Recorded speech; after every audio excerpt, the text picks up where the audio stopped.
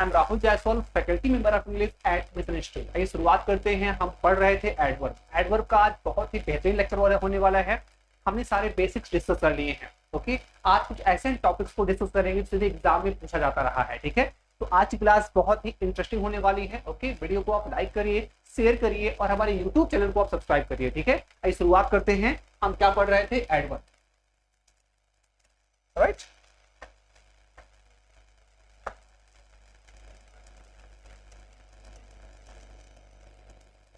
हम पढ़ रहे थे बेटा एडवर्ब। आइए शुरुआत करते हैं। हम सबसे पहले बात कर लेंगे फेयरली और रादर के बारे में। फेयरली और रादर से एग्जाम में बहुत सारे क्वेश्चन हमेशा एसएससी में पूछे जाते रहे हैं। ठीक है, तो ये फेयरली और रादर में डिफरेंस क्या होता है, एग्जाम के पॉइंट ऑफ व्यू से इसके बेसिस पे प्रश्न कैसे पूछे जाते हैं, आइए देखते हैं वन बाय वन। ठीक है, तो हम डिस्कस करते हैं फेयरली और रादर को। Fairlie versus rather. Okay, Fairlie का यूज कैसे किया जाता है, रादर का यूज कैसे किया जाता है, आइए हम वन बाय वन डिस्कस करते हैं। ठीक है, फेयरली,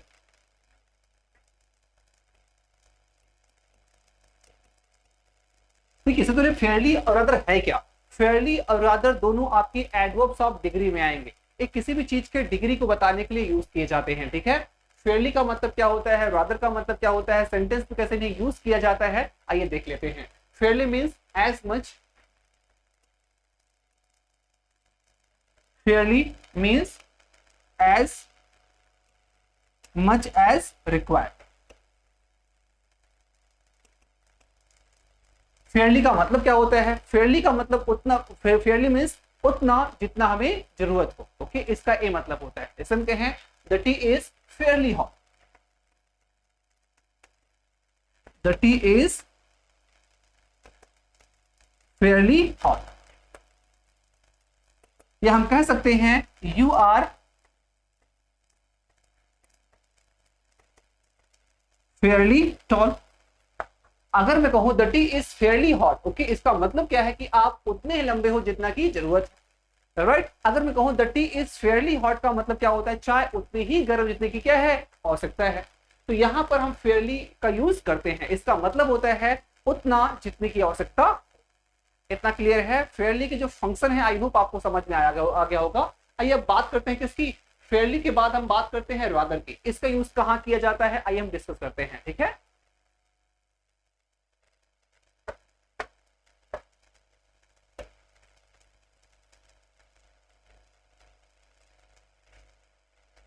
रादर का यूज कहां किया जाता है, आइए हम वन बाय वन डिस्कस करते हैं। रादर मीन्स क्या होता है, आइए समझते हैं पहले।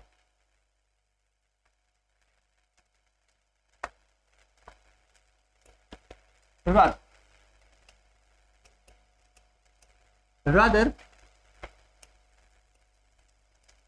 means more than required and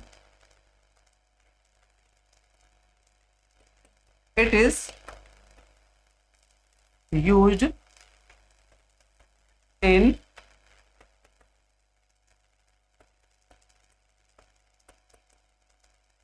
disapproving sense। Okay, rather means क्या होता है, rather means more then required. इसका मतलब होता है जरूरत से ज्यादा, और इसका यूज हमेशा किया जाता है डिसअप्रूविंग सेंस में, या हम कहें निगेटिव सेंस में इसका यूज किया जाता है। एग्जांपल के तौर पे आइए देखते हैं। अगर मैं कहूं ओके, वही दोनों एग्जांपल लेते हैं। यू आर टू टॉल, एक सेंटेंस है यू आर टू टॉल, और मैं कहूं the T is rather hot. देखिए ओके, इस सेंटेंस में हमने क्या किया है, हमने रादर का भी यूज किया है, और हमने क्या किया है फेयरली का भी यूज किया है। यहां पे रादर होगा। ठीक है,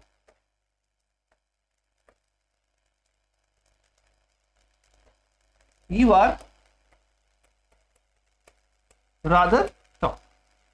देखिए अगर मैं कहूं यू आर रादर टॉल या this the T is rather hot, अब देखिए फेयरली लगाने से और रादर लगाने से सेंटेंस में डिफरेंस क्या होता है, उनके बीच का डिफरेंस क्या क्रिएट होता है, आइए हम समझाते हैं।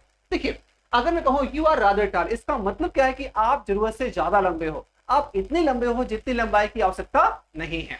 अगर मैं कहूं the T is rather hot, इसका मतलब क्या है, चाय बहुत ज्यादा गर्म है, मुंह लगाते ही मुंह आपका क्या हो जाएगा, जल जाएगा। तो यहाँ पे इसका मतलब है जरूरत से ज्यादा। तो सेंटेंस हमारे दोनों सही हैं, आपको ये ध्यान देना है फेयरली का यूज किया जाता है पॉजिटिव सेंस में और रादर का यूज किया जाता है नेगेटिव सेंस में। आइए एग्जाम में कैसे क्वेश्चन पूछा जाता है, आइए देख लेते हैं।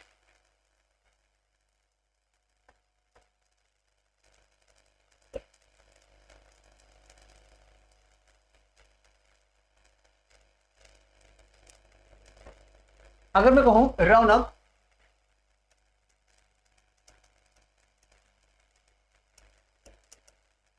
Raunak is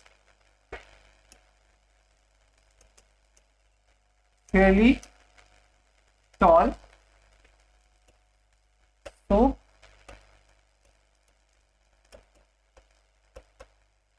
he rejected for the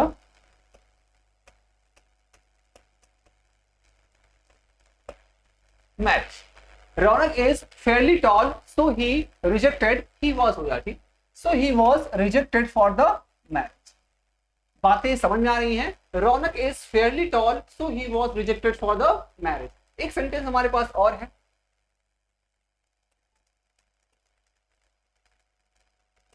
Raunak is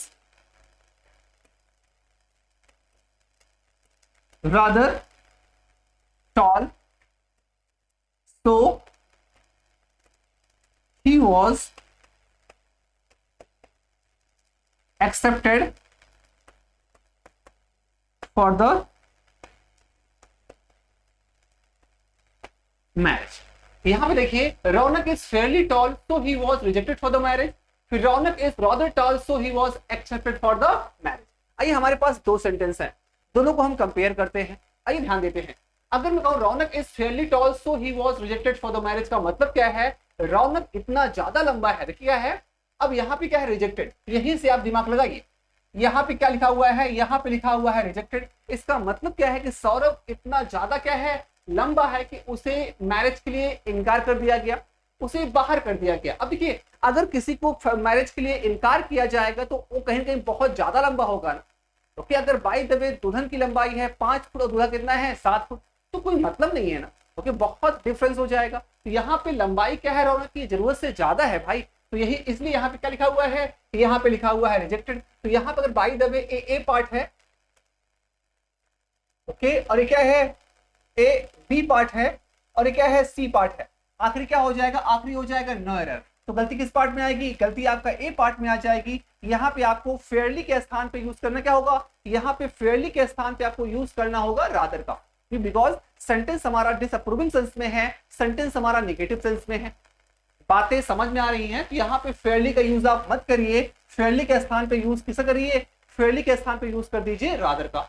अब यहाँ पे देखिए रौनक इज रादर टॉल, रौनक क्या है, बहुत ज्यादा लंबा, क्या है रौनक, ओके बहुत ज्यादा लंबा है, इसलिए उसे शादी के लिए क्या कर लिया गया, एक्सेप्ट कर लिया गया। इसका मतलब क्या है कि अगर किसी को शादी के लिए एक्सेप्ट किया जाता है तो इसका मतलब क्या है, उसकी लंबाई उसकी क्या होगी, ठीक ठाक होगी। तो यहाँ पे एक्सेप्टेंस का मतलब क्या होता है, सेंटेंस हमारा पॉजिटिव टोन में है, ओके एक पॉजिटिव सेंटेंस में है, इसलिए यहाँ पे रादर का यूज मत करिए, यहाँ पे आप यूज करिए किसका, फेयरली का। राइट तो पहले सेंटेंस में रादर लिखा है, वहां पे हाँ पहले सेंटेंस में फेयरली लिखा है, वहां पे यूज होगा रादर का, दूसरे सेंटेंस में रादर लिखा है, यूज होगा फेयरली का। तो इन सब चीजों का डिफरेंस आप समझते चलिए कि रादर का यूज कहां किया जाता है और फेयरली का यूज कहां किया जाता है। आइए आगे चलते हैं।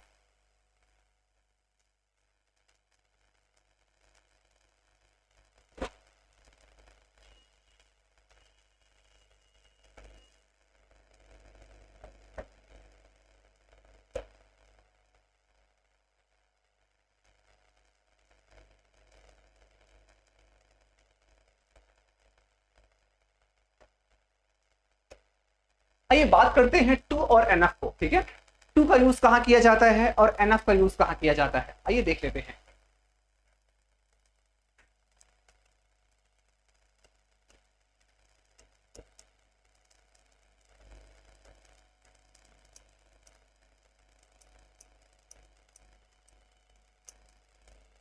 Use of too and enough. Right. Too का यूज कहां किया जाता है और एनफ का यूज कहां किया जाता है, आइए देख लेते हैं। राइट, अब टू मीन्स क्या होता है, देखिए अगर मीनिंग की हम बात करें तो जो मतलब टू का होता है वही मतलब रादर का भी होता है, और जो मतलब फेयरली का होता है वही मतलब किसका होता है, एनफ का भी होता है। लेकिन दोनों के फंक्शन अलग अलग होते हैं, सेंटेंस में दोनों के बेसिस पे क्वेश्चंस अलग अलग आते हैं। ओके, तो आइए हम टू और फेयरली को एक बार अच्छे से नहीं, हम टू और एनफ को एक बार अच्छे से समझते हैं।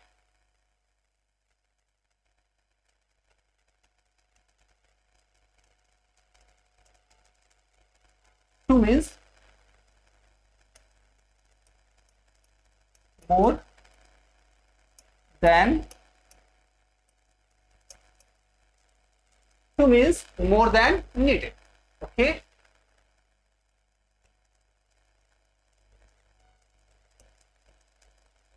and it is used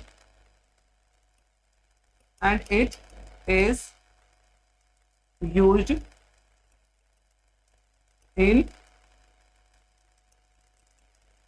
negative sense. Right, अब एनएफ का देख लीजिए।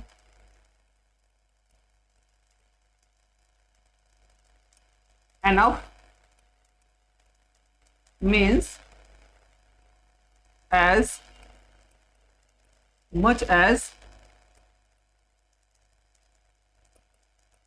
Required and it is used in positive sense। Right, आइए टू और एनएफ की हम बात करते हैं। Too means more than needed and it is used in negative sense. Too का मतलब होता है आवश्यकता से ज्यादा, इसका यूज किया जाता है नेगेटिव सेंस में। हमने अगर मीनिंग की हम बात करें तो टू और रादर क्या होते हैं, बराबर होते हैं।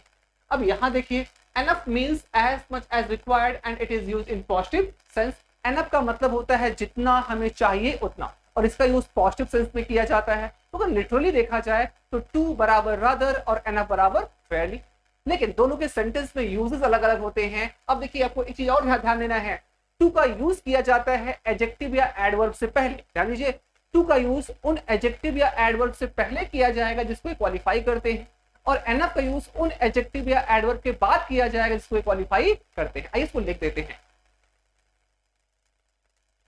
पहले लिखेंगे फिर आपको एग्जांपल हम समझाएंगे ताकि आपको एग्जाम में कोई दिक्कत ना हो।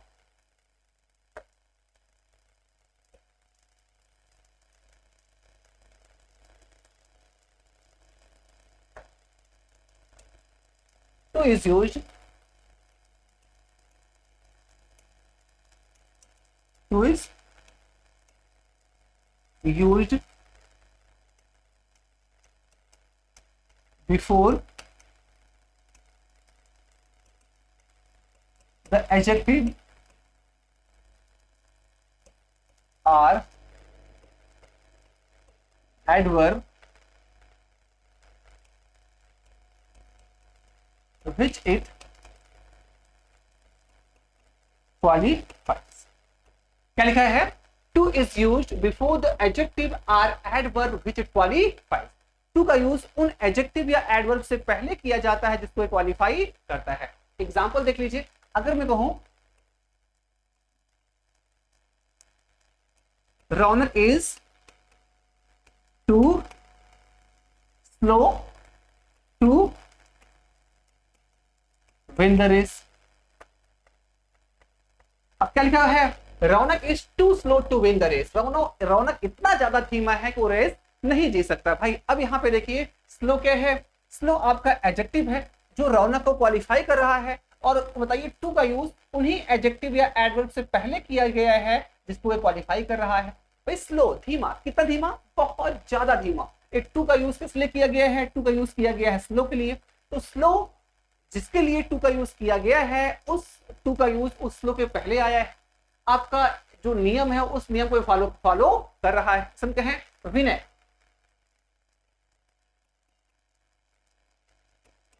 is too small to touch the ceiling। क्या लिखा है? Vinay is too small to touch the ceiling. Vinay इतना ज्यादा छोटा है कि सीलिंग को नहीं छू सकता। यहां पे देखिए, अब यहां पे क्या है, स्मॉल को टू क्वालिफाई कर रहा है और उसी के पहले आया हुआ है। तो जो आपका जो कॉन्टेक्स्ट है, जो आपका नियम है, ये दोनों एग्जाम्पल सेम उसी को फॉलो कर रहे हैं। बातें समझ में आई। अब फेयरली को आइए समझ लेते हैं। नहीं, अब हाँ, टू का पेयर किससे बनता है, एनएफ से बनता है। आइए हम एनएफ को समझ लेते हैं। ओके, आई होप सारी चीजें आपको समझ में आ रही होंगी। ठीक है, हाँ, इन सारी पॉइंट्स को, इन सारे पॉइंटर्स को आप नोट डाउन भी करते चलिए, ताकि आने वाले एग्जाम में आपको बहुत ज्यादा इससे बेनिफिट हो। ठीक है, आइए।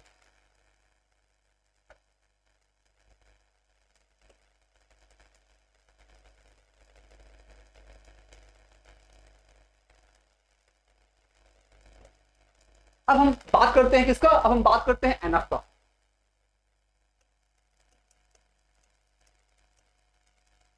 NF is used often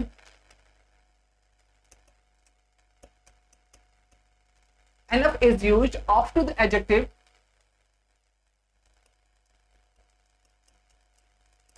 which it qualifies. NF is used after the adjective which it qualifies.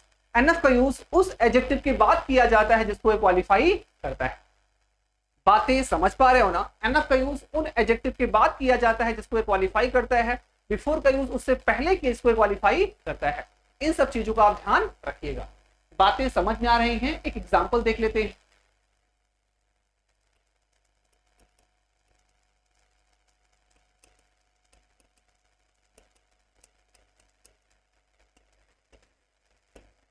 Vinay is intelligent enough. Vinay is intelligent enough to solve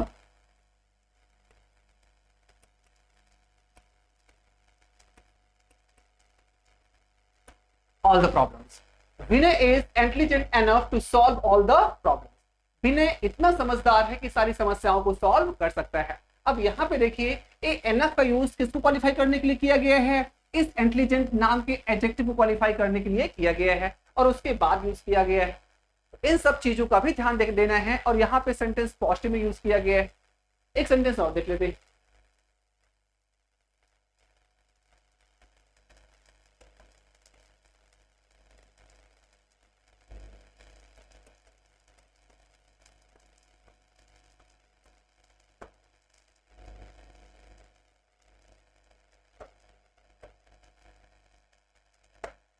This boy is enough, smart enough. Smart enough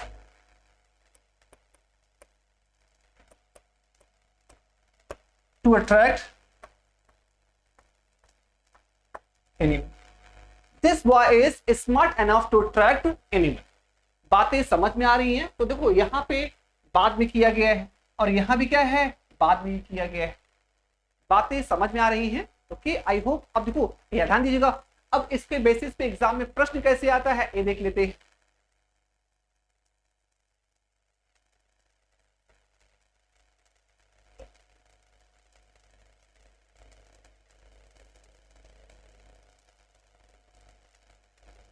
देखिए, अगर मैं कहूं Ravi is too slow to win the race, इसका मतलब क्या होगा? अगर लिखा जाए Ravi is too slow to win the race,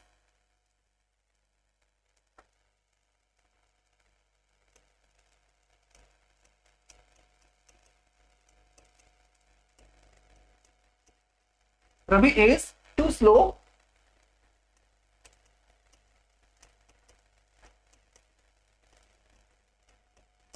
to win the race. इसका मतलब क्या होगा?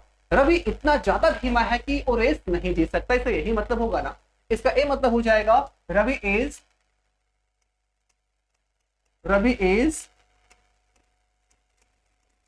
so slow. Ravi is so slow that he cannot win the race. इसका मतलब है Ravi is so slow that he can not win the race.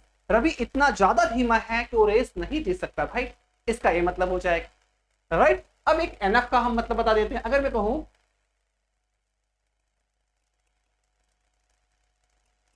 Winner is wise enough, winner is wise enough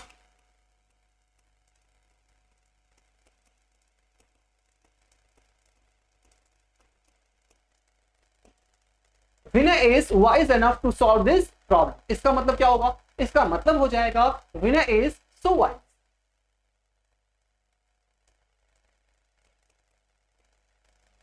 winner is so wise that he can solve this problem।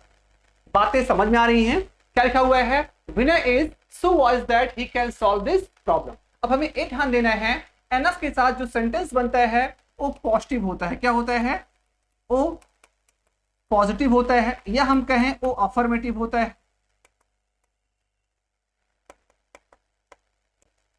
बातें समझ में आ रही हैं? लेकिन जो टू के साथ सेंटेंस बनता है वो क्या होता है, वो निगेटिव होता है। क्या होता है, वो निगेटिव होता है। एग्जाम्पल आपके सामने।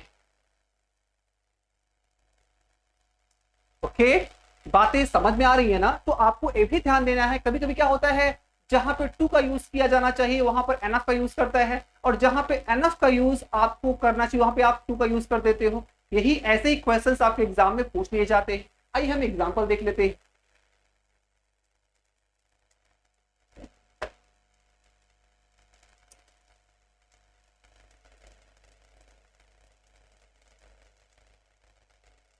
जैसे कहा जाए he is too busy to meet you,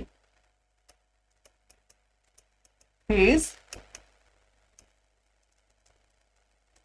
too busy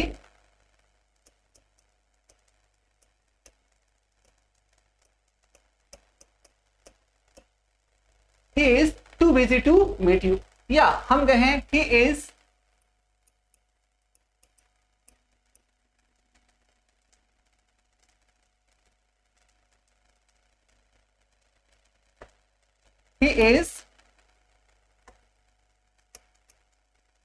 too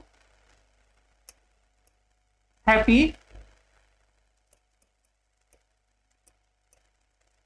to meet you। अब देखिए हमारे पास केवल हमने क्या किया है, एडजेक्टिव एक जगह बिजी लगाया है और एक जगह क्या लगा दिया गया है, टू लगाया है। बस केवल एडजेक्टिव का अंतर है, बस एडजेक्टिव को छोड़ दो तो कुछ क्या है, बराबर है। अब देखिए, अब इसी एडजेक्टिव की वजह से एक सेंटेंस हमारा सही है और एक क्या हो गया, गलत हो गया। आपका एक सेंटेंस सही है और क्या है, एक गलत। तो हमें ये समझना है एक गलत क्यों है और एक सही क्यों है। हमें ऐसे कुछ नहीं ध्यान देना है, हमें इनके कॉन्टेक्स्ट को, इनके लॉजिक्स को समझना है कि सही क्यों है और क्या है, एक गलत क्यों है। आइए शुरुआत करते हैं। इसको आप क्या करिए, इसको एक्सपेंड कर लीजिए, इसको बड़ा कर लीजिए भाई, तो क्या हो जाएगा, आइए देख लेते हैं। इसका ये हो जाएगा he is so busy that he cannot, he is so busy that he cannot meet you, he is so busy that he cannot meet you। एक सेंटेंस और है, he is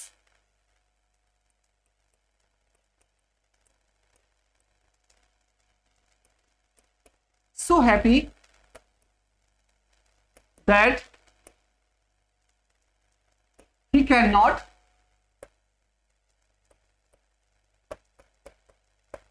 meet you। अब बताइए, सेंटेंस का मतलब ही बकवास हो गया। ये सेंटेंस क्या है, सही, और ये क्या हो जाएगा, ये गलत हो जाएगा भाई। बातें समझ में आ रही है ना भाई? जो दूसरा हमारा सेंटेंस हो क्या है, टोटली गलत। गलत बोले तो अब he is so happy that he can not meet you, अगर मैं वह इतना ज्यादा खुश है कि वो मुझसे नहीं मिल सकता क्या भाई? आप जब खुश होते हो तो आप और मिलते हो ना, आप किसी मना तो नहीं कर सकते मिलने के लिए, लेकिन हाँ जब आप क्या होते हो, जब आप बिजी होते हो तो आप नहीं मिल पाते। तो सेंटेंस का जो देखो यहाँ पे देखिए, यहाँ पे सेंटेंस के मीनिंग में कोई दिक्कत नहीं, सही, सेंटेंस का जो ग्रामर है दूसरे वाले में, सेंटेंस के ग्रामर में कोई दिक्कत नहीं है भाई, लेकिन सेंटेंस के मीनिंग में दिक्कत है। और आपको पता है इंग्लिश को दो पैरामीटर से जज किया जाता है, as per the meaning and as per the context of the sentence में। ग्रामर का भी ध्यान दिया जाता है और मीनिंग का भी ध्यान दिया जाता है। ग्रामर के हिसाब से सही है, मीनिंग के हिसाब से क्या है, गलत। और यहाँ पे क्या है, एक ग्रामर और मीनिंग दोनों के हिसाब से क्या है, सही। बातें समझ में आ रही हैं? तो इन सब बातों का भी ध्यान रखना होता है। आइए कुछ क्वेश्चन हम और देख लेते हैं।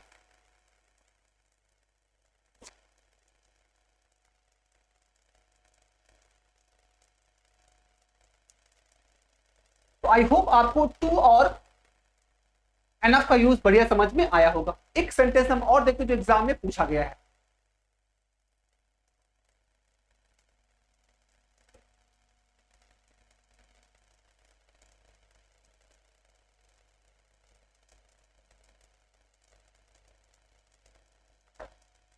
अगर कहा जाए this tree is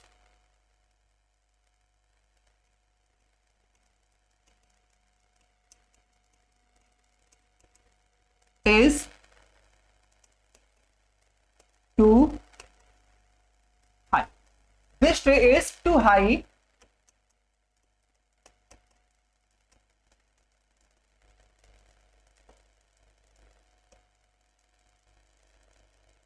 this tree is too high to climb up। लिखा है ना, this tree is too high to climb up। अब देखिए इस सेंटेंस आपके एग्जाम में आया हुआ है। अब देखिए अगर आप दिमाग नहीं लगाओगे तो सेंटेंस को सही डिक्लेयर कर दोगे, ये सेंटेंस गलत है। अब गलत क्या है, आइए हम इसको हम आपको एलाबोरेट करते हैं। एक सेंटेंस हम और लिखते हैं।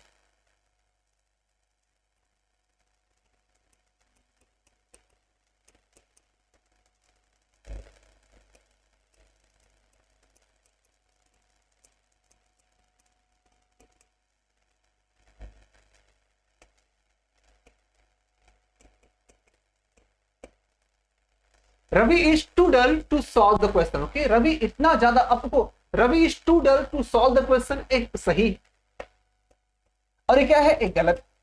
हमें ये समझना है कि पहले वाला क्यों गलत है, दूसरा वाला क्यों सही है। आइए इसको पहले एक्सप्लेन कर लेते हैं, इसको पहले देख लेते हैं। इसका क्या हो जाएगा, इसका हो जाएगा Ravi is so dull. Ravi is so dull that he cannot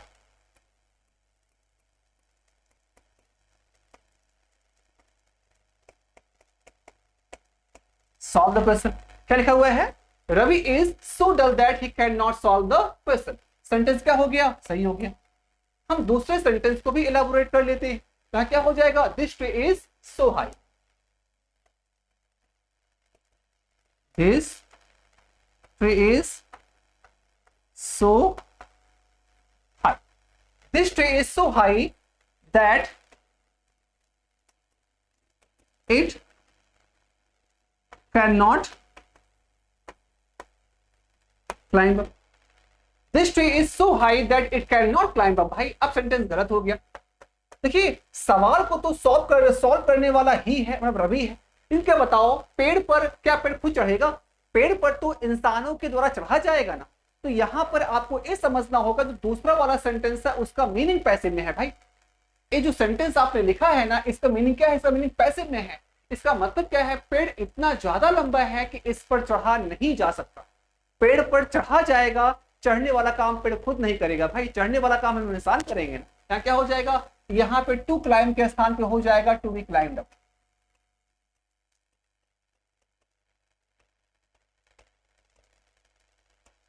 इन सब चीजों का भी ध्यान दिया जाता है। तो आपका सी पार्ट में दिक्कत हो जाएगा। आप ये कहेंगे this tree is too high to climb up, गलत हो जाएगा। आपको लिखना होगा this tree is too high to be climbed up. Right, जैसे क्वेश्चन और देख लीजिए।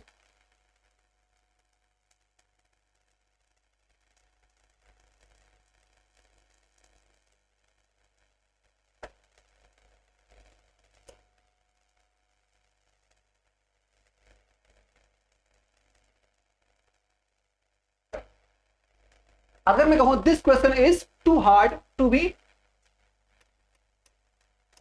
This question is too complicated.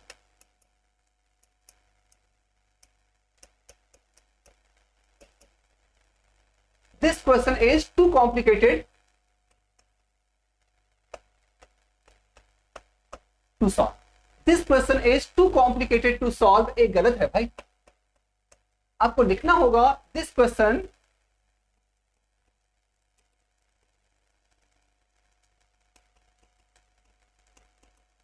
is too complicated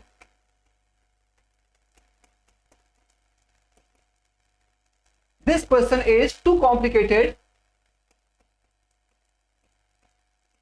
to be solved। ये आपका आंसर हो जाएगा। This question is too complicated to be solve, ये आपका आंसर है, ना कि this question is too complicated to solve, ये आपका आंसर। बिकॉज क्वेश्चन को सॉल्व किया जाएगा, सॉल्व करने वाला काम क्वेश्चन खुद नहीं करेगा भाई। बातें समझ में आ रही हैं? तो इस तरह से हमारा यह सेंटेंस सही है और ये क्या है, ये हमारा गलत।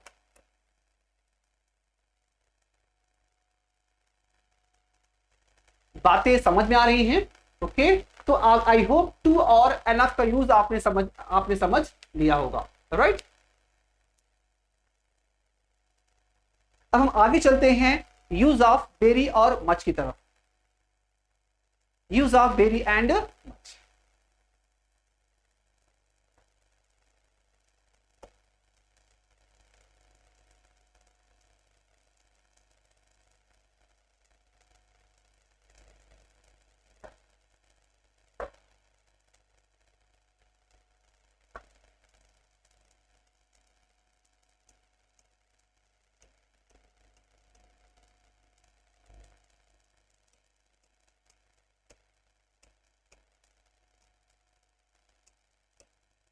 Use of very and much. आइए मच और वेरी का यूज देख लेते हैं।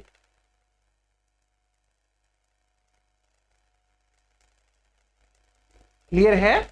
आइए वेरी और मच का यूज देखते हैं। वेरी का यूज कहां किया जाता है और मच का यूज कहां किया जाता है, इसको वन बाय वन समझते हैं। ओके, आइए। Very is used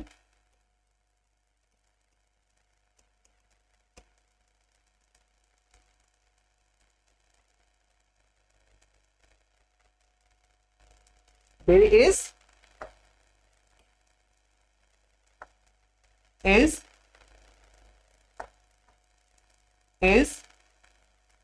used in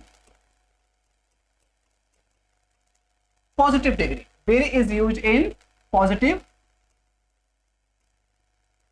degree while much is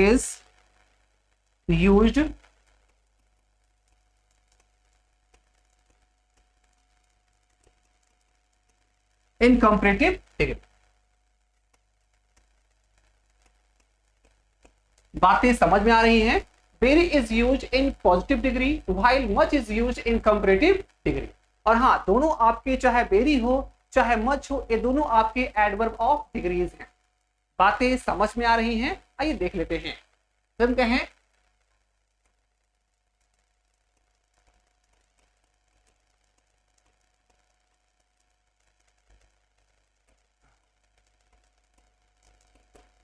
Ravi is very smart. हम यहां वेरी का यूज कर पाए, वजह क्या है, यहां स्मार्ट क्या है, पॉजिटिव डिग्री में, राइट। लेकिन हम कह सकते हैं Ravi is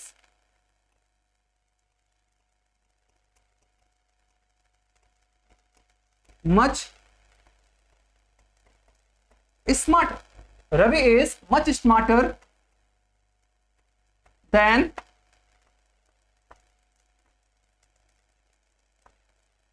other boys in the class।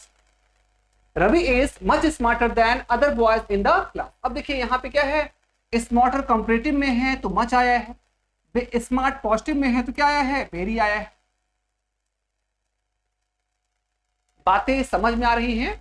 Okay, आइए एक कदम और आगे चलते हैं।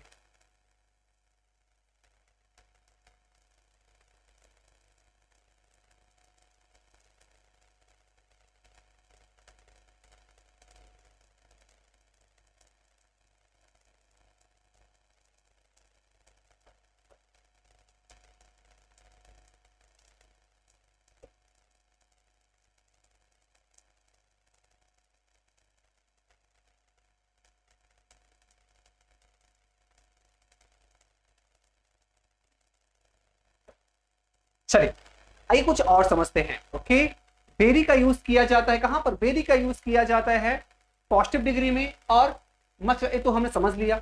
अब वेरी का यूज आप करते हो, ओके, वेरी का यूज किया जाता है प्रेजेंट पार्टिसिपल के साथ, और मच का यूज किया जाता है पास्ट पार्टिसिपल के साथ। ओके, आइए लिख लेते हैं।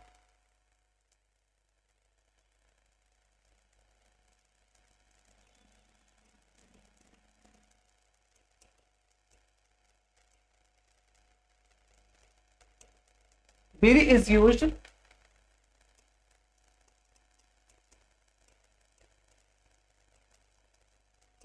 with present participle.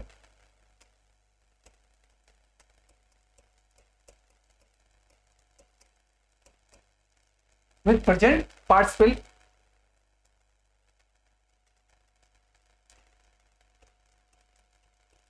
while much is used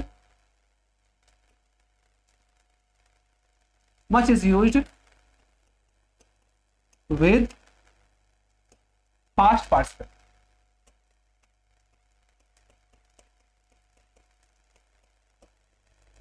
Right?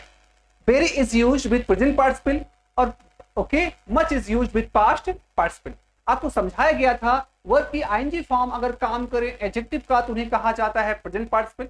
Okay, हमने अच्छे समझा था कि जब वर्ब की आईएनजी फॉर्म, ओके, जब वर्ब की आईएनजी फॉर्म एडजेक्टिव की तरह काम करे तो उसे कहा जाता है प्रेजेंट पार्टिसिपल। जब वर्ब की थर्ड फॉर्म काम करे एडजेक्टिव की तरह तो उसे कहा जाता है past participle.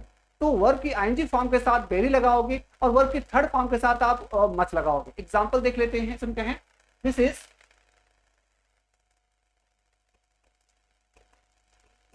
Is a very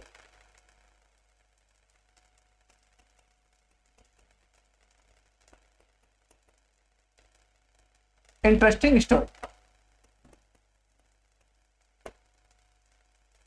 this is a very interesting story. बातें समझ में आ रही है ना? अब देखो यहां क्या है, वर्ब की आईएनजी फॉर्म कैसे काम कर रहा है? यहां वर्ब की आईएनजी फॉर्म काम कर रहा है एडजेक्टिव की तरह। यहाँ क्या हो जाएगा? This is a very interesting story. तो यहाँ पे क्या हो जाएगा? हमने वेरी का यूज किया। अगर वर्ब की थर्ड फॉर्म काम करता हो एडजेक्टिव की तरह तो वहां पे हम यूज वेरी का नहीं कर पाएंगे, वहां पे हम यूज करेंगे मच का। सुन कहें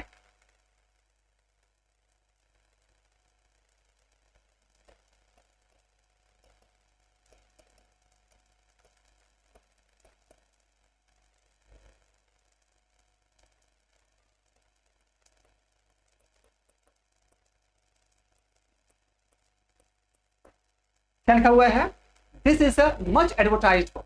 ये क्या है? बहुत ज्यादा विज्ञापित की हुई किताब है। मतलब इस किताब का बहुत ज्यादा विज्ञापन किया गया है। अब यहाँ पे देखिए वर्ब की थर्ड फॉर्म कैसे काम कर रहा है? वर्ब की थर्ड फॉर्म काम कर रहा है एडजेक्टिव को, एडजेक्टिव का, लेकिन अब क्या है वहां पे किसका यूज कर दिया गया है? मच का।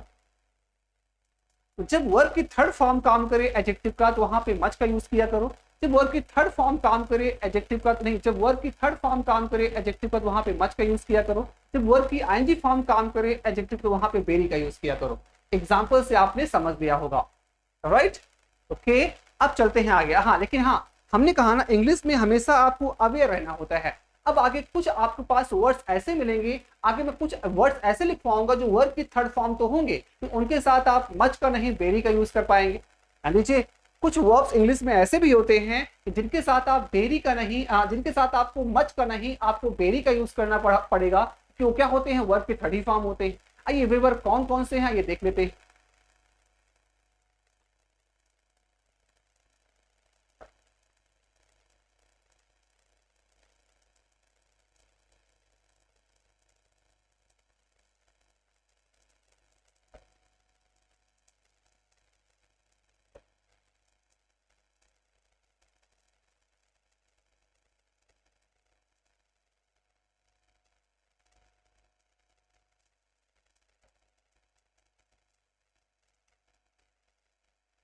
There are some third form of the word. Yeah, there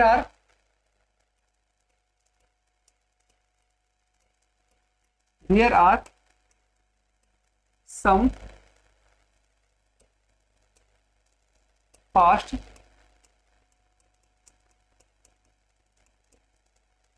there are some past participles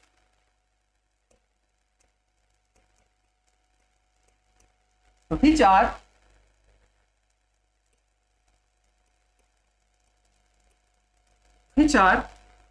followed by Berry.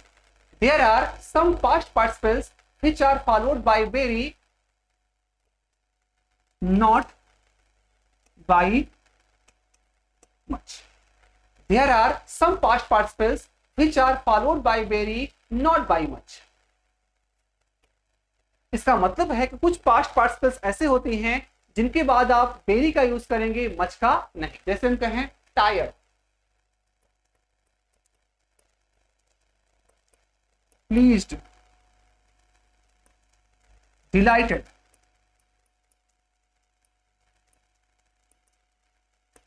disappointed,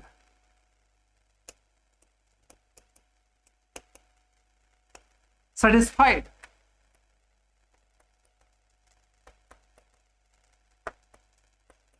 dissatisfied. Right, tired है, प्लीज है, डिलाइटेड है, डिसअपॉइंटेड है, सेटिस्फाइड है, ओके, डिससेटिस्फाइड है, सरप्राइज्ड है.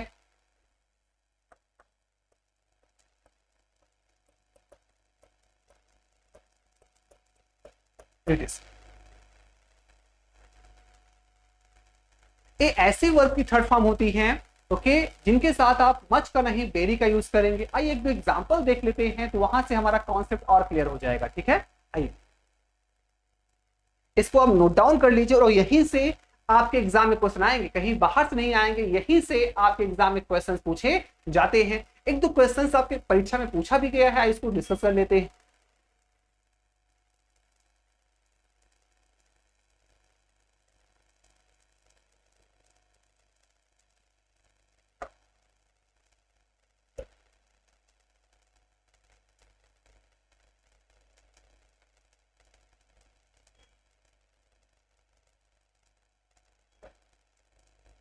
जैसे हम कहें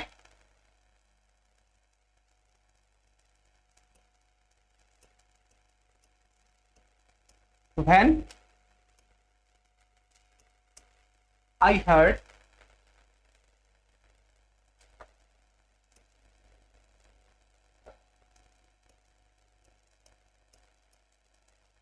I heard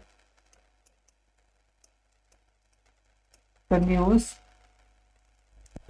of my failure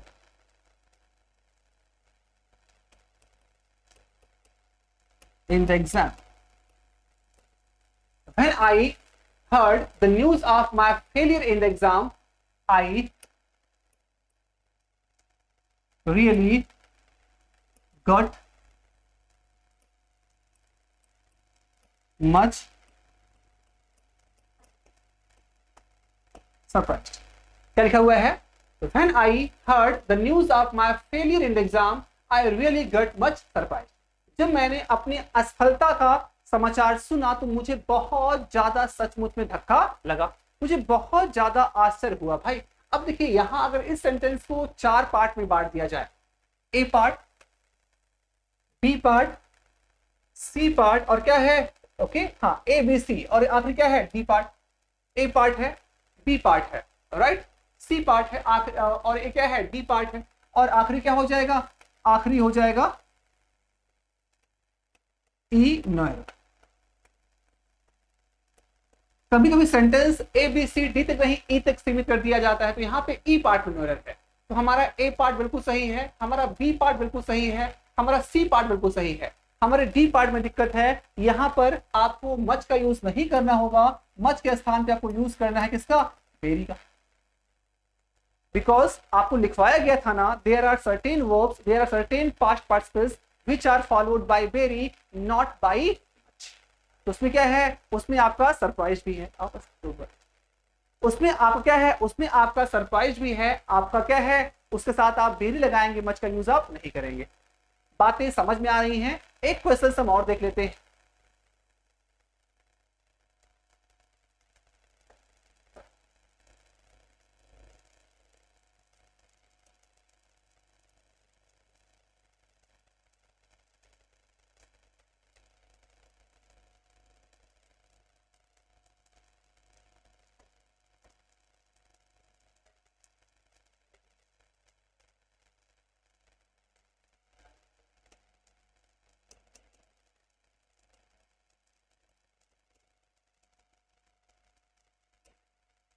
Riya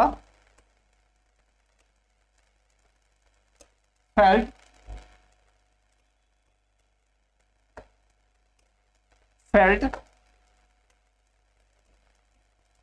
much delighted. Ria felt much delighted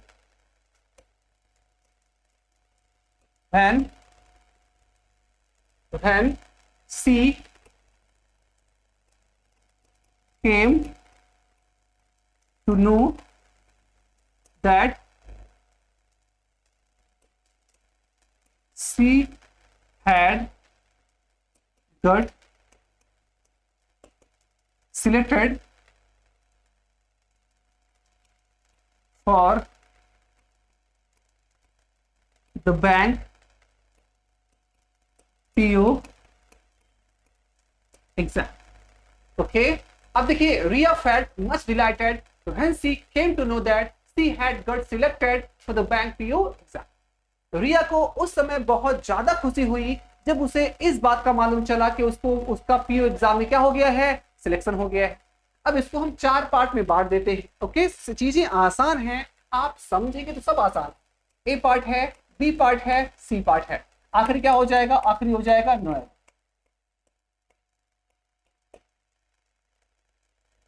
ध्यान से देखिए. तो जब ध्यान से देखेंगे तो आपको ये पता चलेगा. यहां पे देखिए, यहां पे क्या है, मच डिलाइट. हमने कहा ना कि there are certain past participles which are followed by very not by much. हमारे पास कुछ ऐसे पार्टिसिपल्स होते हैं जिसका यूज किया जाता है, जिसके साथ आप वेरी का यूज करोगे, आप वहां पे मच का यूज नहीं कर सकते. यहाँ पे डिलाइटेड क्या है, उसी में है. तो यहाँ पे पहले पार्ट में दिक्कत है, यहाँ पर मच डिलाइटेड के स्थान पे आप यूज करेंगे very dilated. Right, much dilated के स्थान पे आपको यूज करना होगा वेरी डिलाइटेड का. तो आइए चलते चलते एक क्वेश्चन हम और डिस्कस करते हैं.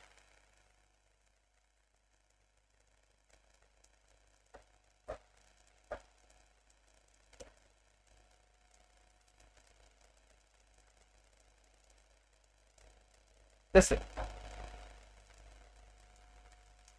I cannot